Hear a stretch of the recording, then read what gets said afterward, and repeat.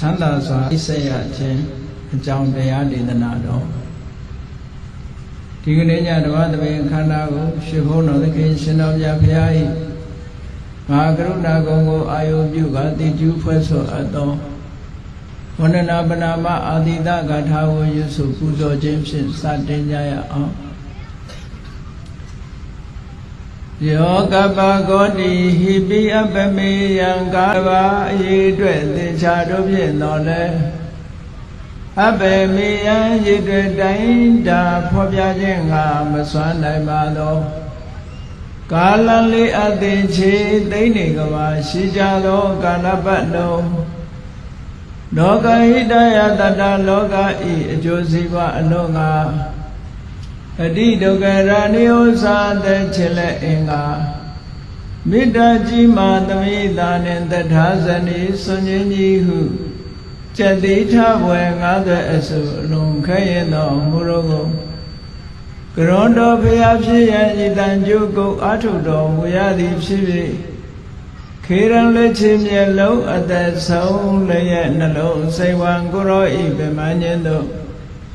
ကတောဘဝတဏ္ဍချိန်ဖန်များစွာရောက်တော်မူကြရရှာလေပြီမဟာကရုဏီကတတတဝါများယဝေတာကဲ့သို့တနာချစ်ခင်မဟာကရုဏာရှင်ဖြစ်တော်မူသောတသနာတသဝိနည်းများစွာတတ္တဝါဤချမ်းသာစီးပါလောလာတောင်းတခုံပေါင်းခါသဖြင့်နာထမြညာထိုရှင်တော်မြတ်ဖရာအားနမောယုတိပြောင်းပြော့မှန်ကိုလျော်၍ကရောယုကျိုးရှိခိုးခြင်းသည်အထုဘဝတုစင်စစ်မသွေဖြစ်ပါစေတည်း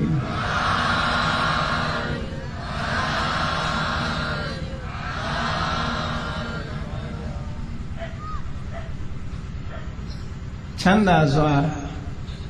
အိပ်ဆက်ရခြင်းနဲ့လောကလူတွေပြောနေကြတဲ့ချမ်းသာစွာအိပ်ဆက်ရခြင်းဆိုတာနဲ့ဘုရားမြတ်စွာဟောကြားတော်မူခဲ့တဲ့ချမ်းသာစွာအိပ်ဆက်ရခြင်းဒီအိပ်ဆက်ရခြင်းနှမျိုးဟာ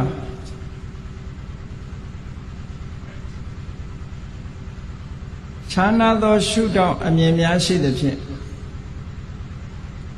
ခြားနာသောရည်ရွယ်ချက်များရှိလျက်နေပါတယ်လောကလူတွေပြောနေတဲ့ချမ်းသာစွာအိပ်ဆက်ရခြင်းဟာ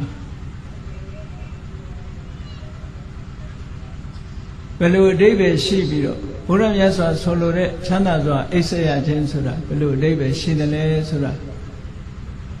ဒီကနေ့ညရှင်းလင်းပြီးတော့ဟောပြောကြရအောင်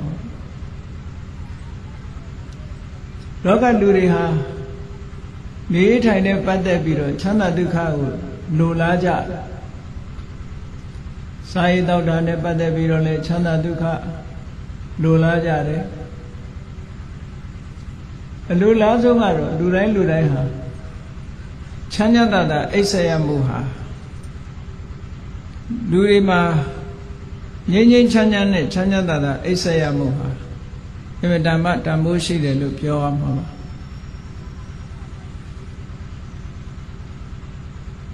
ဒါနဲ့ပတ်သက်ပြီးတော့မြတ်စွာဘုရားဟောကြားတဲ့ချမ်းသာစွာအိပ်ဆက်ရခြင်းရဲ့အဓိပ္ပာယ်ကအလွန်လေးနက်မှုရှိတယ်ဆိုတာကိုဟဋ္ဌကသုတ်တံကိုလေ့လာကြည့်ခြင်းဖြင့်သိရှိနိုင်ကြပါတယ်ချမ်းသာစွာအိပ်ဆက်ရခြင်းအဓိပ္ပာယ်ကိုဟဋ္ဌကသုတ်တံမှာမြတ်စွာဘုရားကရှင်းလင်းဟောကြားထားတာဖြစ်ပါတယ်အင်္ဂုတ္တရနိကေမှာဟဋ္ဌကသုတ်ဆိုတာပါရှိတယ်တခါတော့ကမြတ်စွာဘုရားသခင်ကိုရောမြတ်အာလဝီ